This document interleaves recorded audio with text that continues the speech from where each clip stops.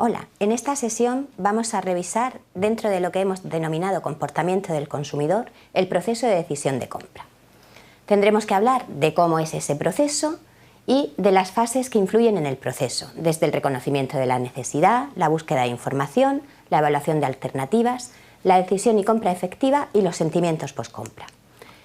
Nosotros partimos de un modelo de comportamiento del consumidor que está compuesto por un conjunto de fases secuenciales, que son las que vamos a ver en esta presentación, una serie de factores de influencia que pueden ser externos o internos al consumidor, así como el marketing mix. En cuanto al proceso de decisión de compra, podemos decir que estas fases que vamos a explicar en esta presentación no tienen por qué ser siempre en secuencia lineal. ¿Qué es lo que ocurre?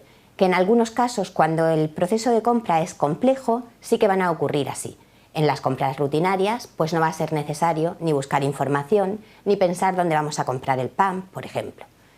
Además, no todas las compras son por eso igual de complejas. El proceso de decisión va a estar condicionado por una serie de factores que hemos denominado externos, que son aquellos que nos rodean a todos como personas, y algunos que nos rodean más cercanamente. Además de factores internos, que pueden ser, por ejemplo, la personalidad, el estilo de vida, etc. Ese proceso de decisión de compra no solamente incluye el producto. Cuando voy a comprar algo, también tengo que saber dónde lo voy a comprar, de qué forma quiero pagarlo, qué información tengo que buscar, qué criterios de selección voy a utilizar, etc. El proceso de decisión de compra empieza con el reconocimiento de la necesidad. ¿A qué nos referimos con esto? Todos tenemos necesidades que satisfacer y de ahí que estudiemos el comportamiento del consumidor dentro del punto de vista del marketing. Cuando tengo una necesidad, lo primero que tengo que saber es si realmente soy capaz de reconocer que tengo esa necesidad. Por ejemplo, puedo tener un coche muy viejo, pero me planteo que mi coche puede aguantar 3 o 4 años más, por tanto no reconozco que tengo una necesidad. Para reconocer esa necesidad, puede estar sometido a una serie de estímulos que pueden ser internos o que pueden ser externos. Por ejemplo, veo un anuncio en la televisión sobre coches nuevos y sobre precios muy atractivos. Ese estímulo externo puede despertar en mí el reconocimiento de la necesidad de que tengo que cambiar de coche. La siguiente etapa es la búsqueda de información. Cuando ya estoy lo suficientemente estimulado, deberé buscar información. En la búsqueda de información podemos utilizar varios tipos de fuentes de información. De un lado, puedo buscar información en mi memoria, de otras búsquedas anteriores, pero también puedo buscar información en fuentes externas. Así pues, hemos dividido la búsqueda de información en fuentes personales e impersonales y, por otro lado, fuentes que controla la empresa y fuentes no controladas por la empresa. Dentro de lo que llamamos fuentes que controla la empresa son aquellas sobre la cual la empresa vendedora o comercializadora tiene cierto poder, por ejemplo, sus propios vendedores, esas serían personales. Y también fuentes impersonales, por ejemplo, la publicidad, los folletos de propaganda, la página web de la empresa.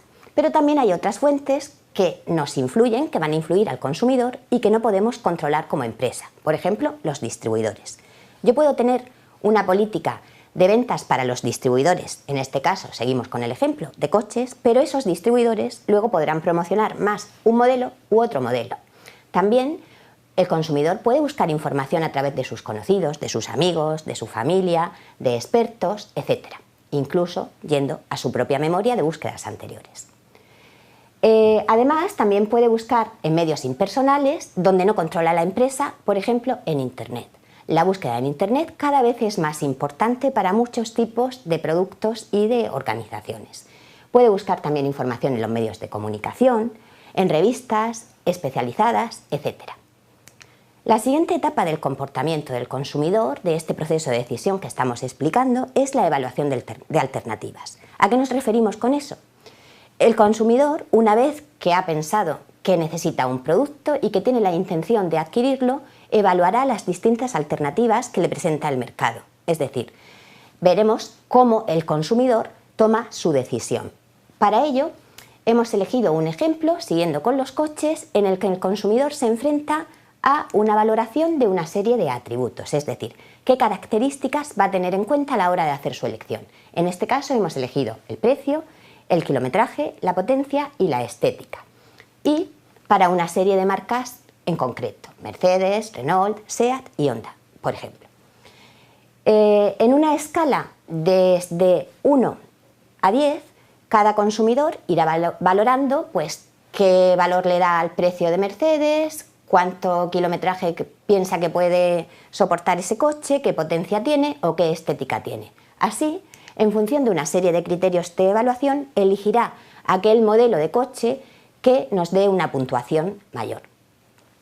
Esto es solo un ejemplo y realmente el consumidor a veces no compara tantas cosas, pero sí que se ha demostrado que, por ejemplo, el precio es un factor decisivo a la hora de elegir un coche y la marca también suele ser un factor decisivo. En cuanto a los criterios de evaluación, señalar que hay criterios que son compensatorios y criterios que no son compensatorios. Por ejemplo, en un criterio de evaluación compensatorio, los atributos mal valorados se compensan con los atributos peor valorados. En un criterio de evaluación no compensatorio, el simple cumplimiento de un criterio o el no cumplimiento, mejor dicho, sería suficiente para no adquirir, por ejemplo, un determinado tipo de coche. La siguiente etapa es la decisión y la compra efectiva. En esta etapa ya hemos elegido cuál es el producto que queremos comprar y vamos a comprarlo. Sin embargo, pueden haber algunas variantes. Por ejemplo, ya tengo elegido el vestido que me voy a comprar, pero llego a la tienda y al final no me termina de convencer. Por tanto, puedo aplazar la compra a momentos posteriores. Otra cuestión que hay que plantearse es cómo voy a pagar el producto. Pagaré en efectivo, pagaré con un cheque, pagaré con la tarjeta, etc. Y también, ¿dónde voy a comprar? Ya elijo el producto y luego tengo que elegir el establecimiento. A veces se elige primero el producto y después el establecimiento, pero otras veces elegimos primero el lugar donde comprar y luego el producto a adquirir. Finalmente, en la última etapa que hemos llamado sentimientos post-compra, nos podemos encontrar con tres situaciones: que el consumidor quede contento, lo que llamamos satisfacción; que quede descontento, lo que hemos llamado insatisfacción; o que quede disonante, es decir, dudoso. ¿La satisfacción cómo la entendemos? Bueno, la entendemos como un estado emocional que siente el consumidor después de haber adquirido y consumido el producto. En este caso, si el resultado percibido del producto es superior a lo que esperaba del mismo, es decir, a sus expectativas, estará contento. Que el consumidor quede contento es muy importante para la empresa. ¿Por qué? Porque puede generar lealtad a la empresa y a la marca, porque dará difusión gratuita entre consumidores por el hecho de que el consumidor que ha quedado contento puede recomendar nuestro producto, puede recomendar nuestra empresa a sus conocidos y eso, por tanto, le dará una determinada cuota de mercado. El consumidor también puede quedar descontento. ¿Cuándo? Cuando las expectativas no se hayan cumplido. El resultado del producto sea, por tanto, menor que esas expectativas. Lo importante aquí es qué va a hacer ese consumidor que ha quedado descontento. Pues podrá quejarse, podrá cambiar de marca o de proveedor, además podrá decirle a todo el mundo lo mal que le ha ido con ese producto y con esa empresa, o incluso podrá ir a otras partes, lo que hemos llamado queja a terceros, acudiendo a los tribunales, a los medios de comunicación, a las asociaciones de consumidores, etc. El tercer resultado puede ser la disonancia.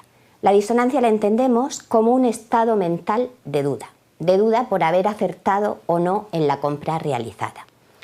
La disonancia no es un estado permanente. Los psicólogos nos dicen que la disonancia, como es una incongruencia, debe eliminarse. Por tanto, si esta disonancia se elimina, conducirá a la satisfacción. Y si no se elimina, por el contrario, conducirá a la insatisfacción. Muchas gracias por vuestra atención.